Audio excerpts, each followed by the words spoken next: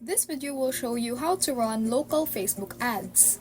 So in order to run your local Facebook ad is that you should go to this website right here which says adsmanager.facebook.com.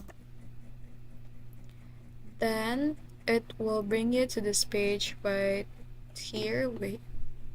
Right here, then you should log in with your business or personal account.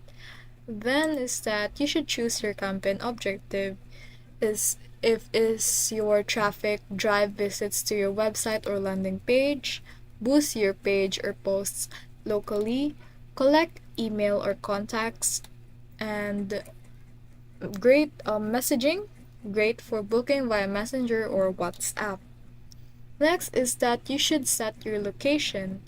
Under ad set, is that you can see in audience, then location, then enter your business address, city or zip code. Then choose people living in or recently in this location.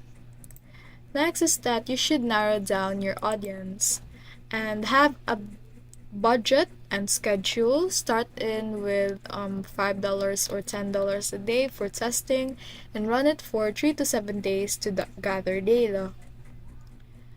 Then monitor and optimize. You should track your metrics like reach, CTR, CPC, leads, and etc.